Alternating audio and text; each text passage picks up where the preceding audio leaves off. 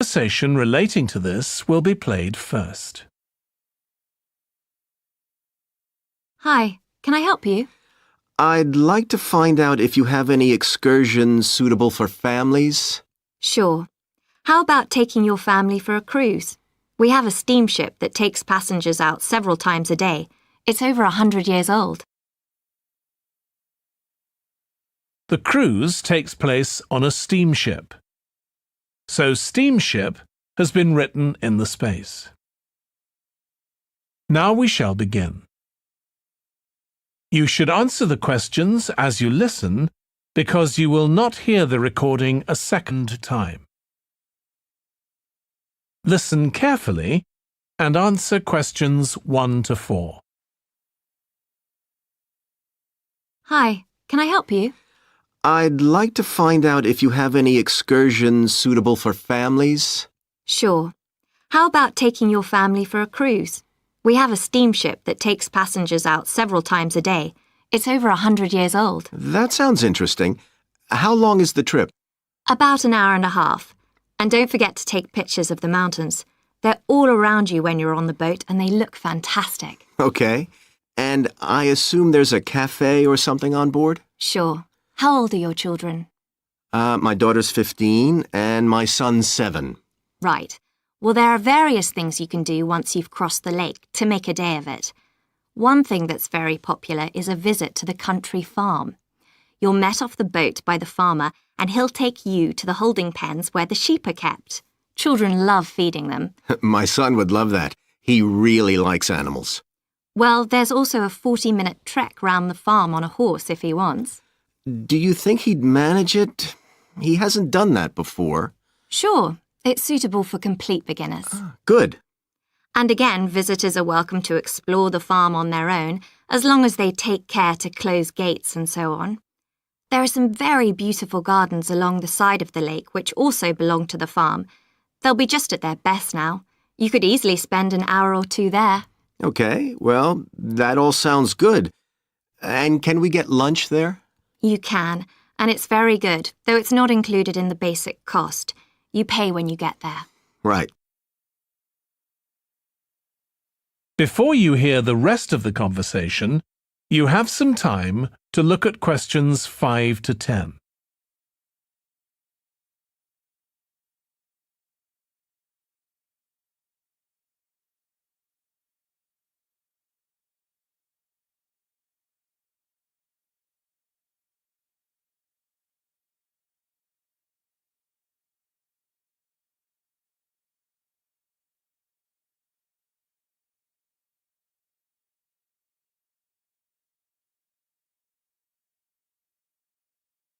Now listen and answer questions 5 to 10.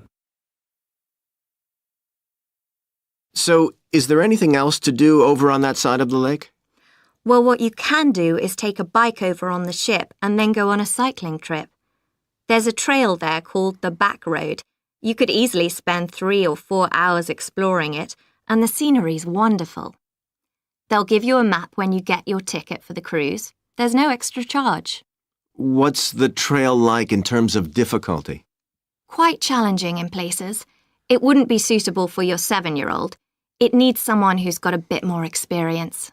Well, my daughter loves cycling, and so do I, so maybe the 2 of us could go, and my wife and son could stay on the farm.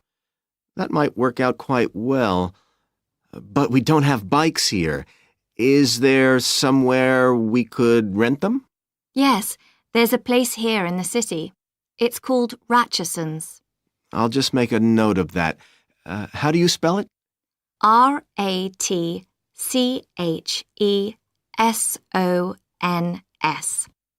It's just by the cruise ship terminal. Okay. You'd also need to pick up a repair kit for the bike from there to take along with you, and you'd need to take along a snack and some water. It'd be best to get those in the city. Fine. That shouldn't be a problem. And I assume I can rent a helmet from the bike place. Sure, you should definitely get that. It's a great ride, but you want to be well prepared because it's very remote. You won't see any shops round there or anywhere to stay, so you need to get back in time for the last boat. Yeah. So what sort of prices are we looking at here? Let's see. That'd be 1 adult and 1 child for the cruise with farm tour. That's $117, and an adult and a child for the cruise only, so that's $214 altogether. Oh, wait a minute. How old did you say your daughter was? 15. Then I'm afraid it's $267 because she has to pay the adult fare, which is $75, instead of the child fare, which is $22. Sorry about that. That's okay. So how do we find out? That is the end of Section 1. Section 2. You will hear a restaurant manager talking to a small group of new staff who are starting work as kitchen assistants in a restaurant. First, you have some time to look at questions 11 to 16.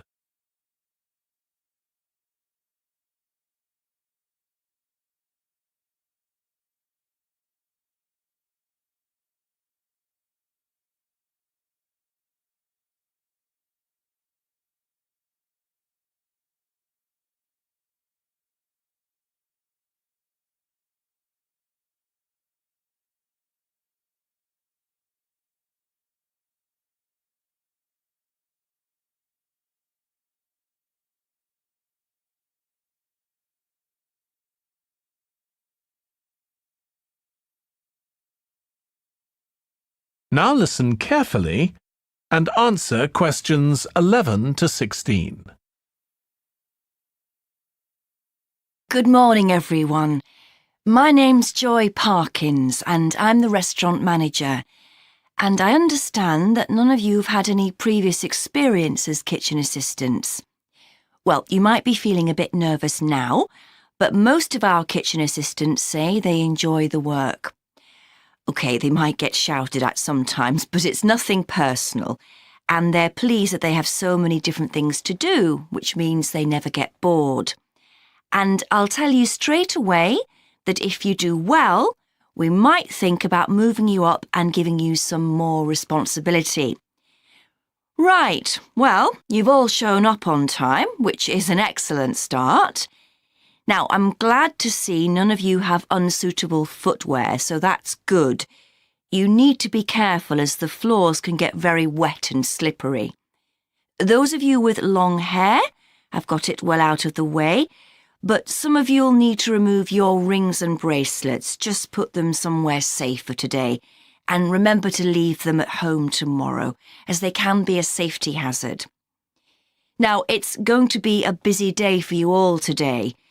We don't have any tables free for this evening and only a few for lunch. Fortunately, we've got our head chef back. He was away on holiday all last week, which meant the other chefs had extra work. Now, I'll tell you a bit more about the job in a minute, but first, some general regulations. For all of you, whatever your age, there's some equipment you mustn't use until you've been properly trained. Like the waste disposal system, for example, for health and safety reasons. Then I think there are 2 of you here who are under 18. That's Emma and Jake, isn't it? Right, so for you 2, the meat slicer is out of bounds, and of course none of you are allowed to use the electric mixer until you've been shown how it works. Now, you may have heard that this can be a stressful job, and I have to say that can be true.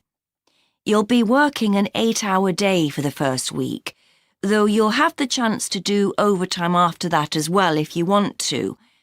But however long the hours are, you'll get a break in the middle. What you will find is that you're on your feet all day long, lifting and carrying, so if you're not fit now, you soon will be.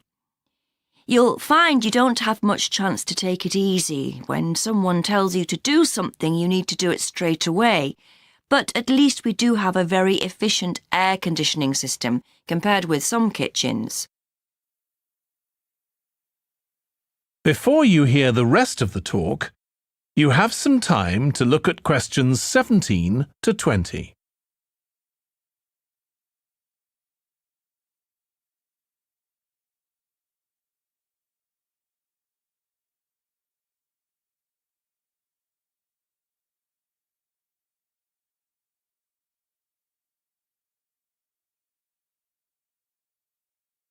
Now listen and answer questions 17 to 20.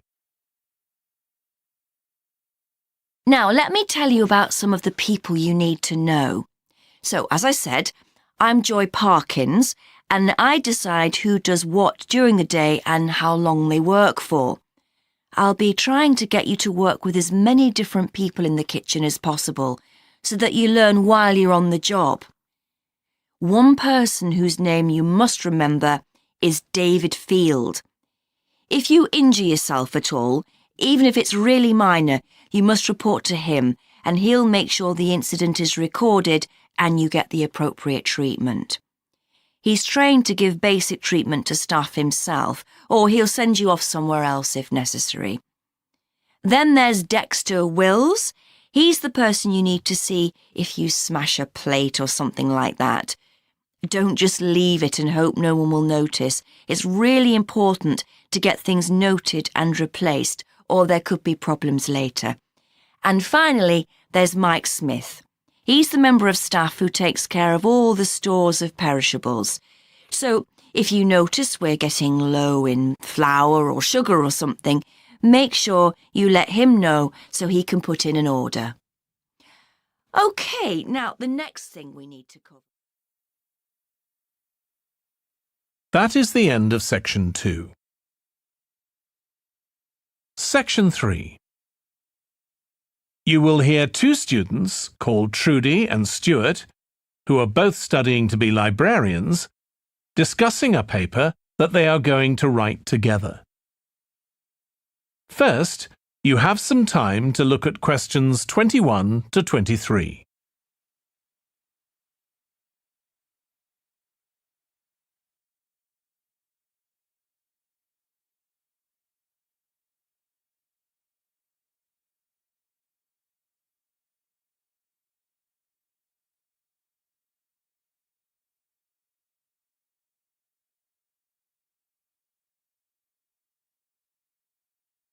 Now listen carefully and answer questions 21 to 23.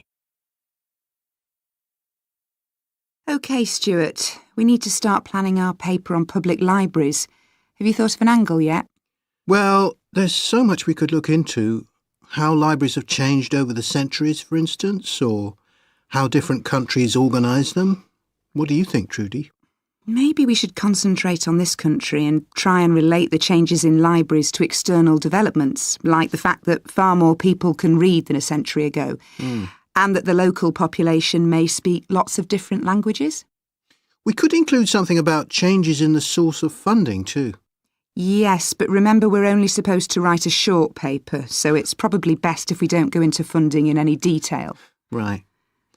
Well, shall we just brainstorm a few ideas to get started? OK. We obviously need to look at the impact of new technology, particularly the internet. Now that lots of books have been digitalised, people can access them from their own computers at home. And if everyone did that, libraries would be obsolete. Yes.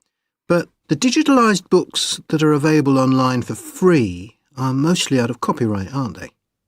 And copyright in this country lasts for 70 years after the author dies. So you won't find the latest bestseller or up-to-date information. That's an important point. Anyway, I find it hard to concentrate when I'm reading a long text on a screen. I'd much rather read a physical book. And it takes longer to read on a screen. Oh, I prefer it.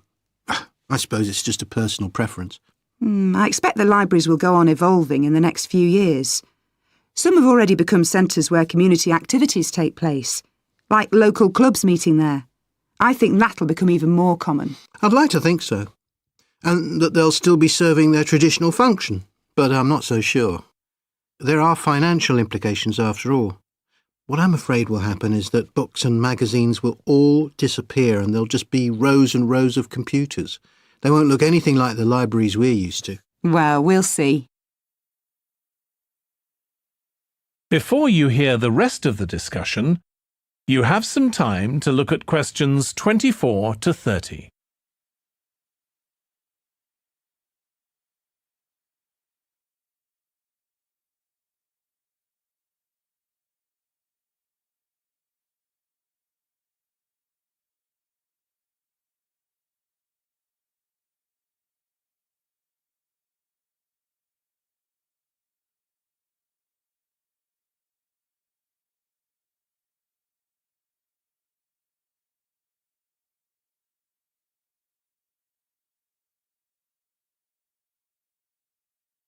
Now listen and answer questions 24 to 30. I've just had an idea. Why don't we make an in-depth study of our local public library as background to our paper?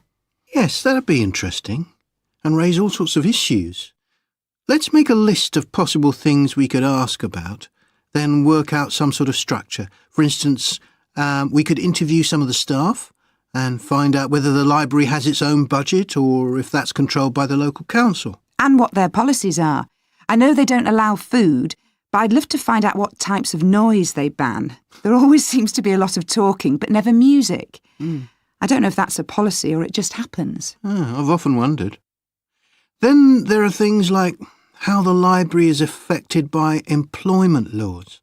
I suppose there are rules about working hours, facilities for staff and so on. Right. Then there are other issues relating to the design of the building and how customers use it, like what measures does the library take to ensure their safety? They'd need floor coverings that aren't slippery, and emergency exits, for instance. Oh, and another thing, there's the question of the kind of insurance the library needs to have, in case anyone gets injured. Yes, that's something else to find out. You know something I've often wondered? What's that? Well, you know they've got an archive of local newspapers going back years. Well, next to it, they've got the diary of a well-known politician from the late 19th century. I wonder why it's there. Do you know what his connection was with this area? No idea. Let's add it to our list of things to find out. Oh, I've just thought, you know, people might ask in the library about local organisations like sports clubs. Well, I wonder if they keep a database or whether they just look online. Right. I quite fancy finding out what the differences are between a library that's open to the public and one that's part of a museum, for example. They must be very different. Then something else I'd like to know is... That is the end of Section 3. Section 4. You will hear part of a lecture for business students about business values. First, you have some time to look at questions 31 to 40.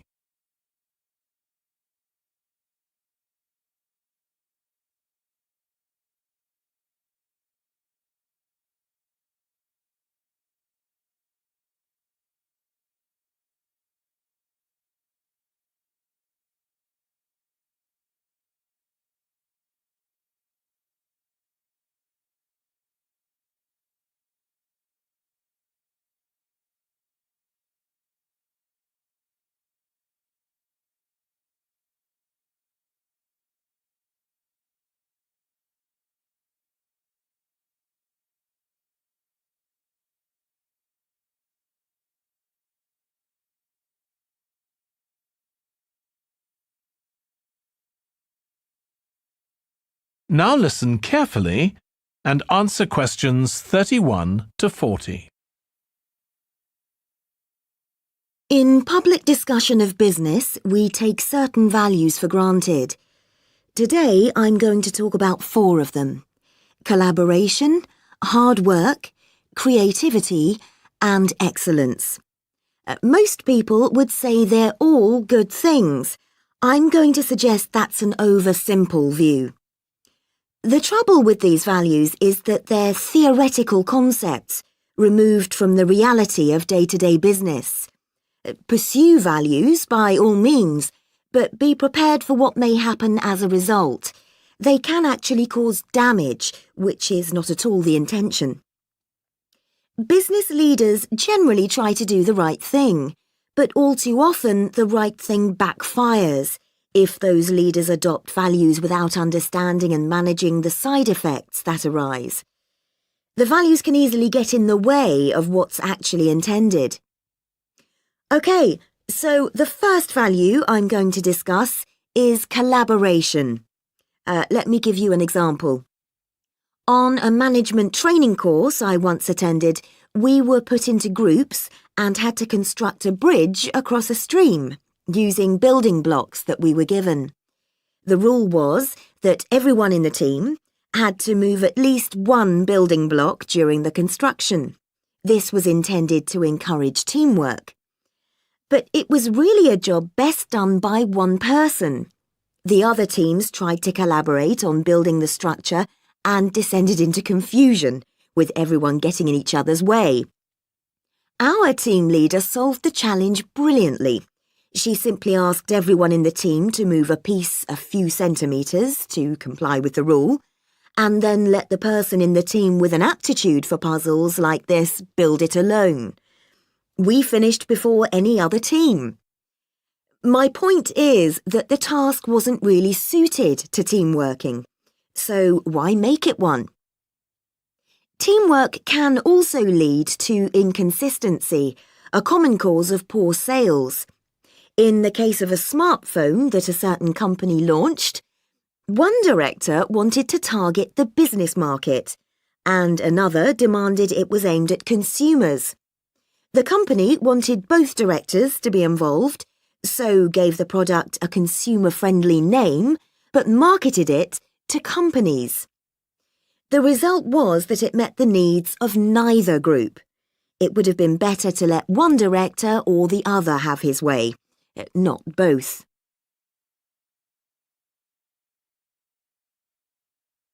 Now, industriousness, or hard work.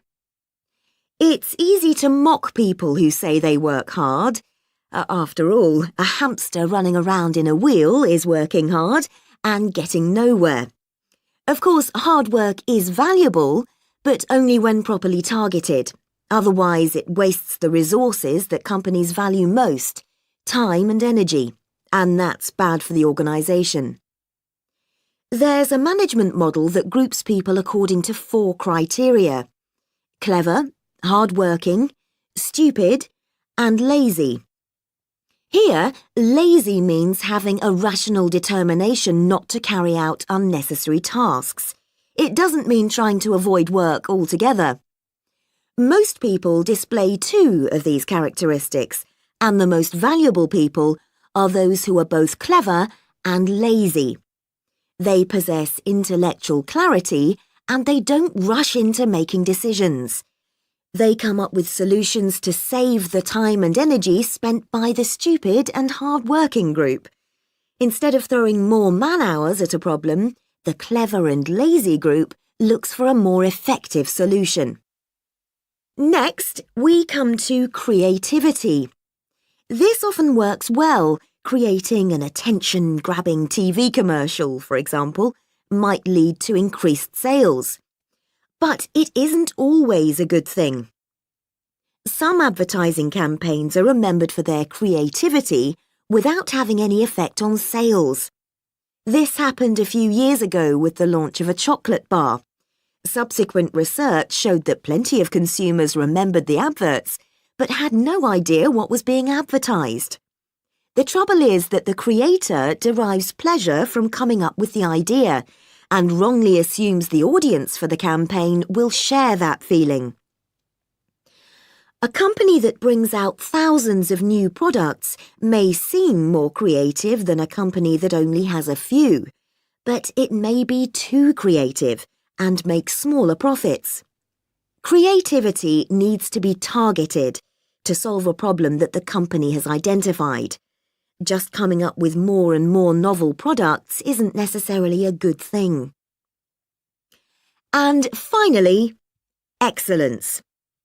We all know companies that claim they strive for excellence, but it takes a long time to achieve excellence. In business, being first with a product is more profitable than having the best product. A major study of company performance compared pioneers, that is, companies bringing out the first version of a particular product, with followers, the companies that copied and improved on that product. The study found that the pioneers commanded an average market share of 29%, while the followers achieved less than half that, only 13%, even though their product might have been better. Insisting on excellence in everything we do is time-consuming, wastes energy, and leads to losing out on opportunities. Sometimes second-rate work is more worthwhile than excellence. Make sure it's excellent sounds like a good approach to business, but the just get started approach is likely to be more successful. That is the end of the listening test.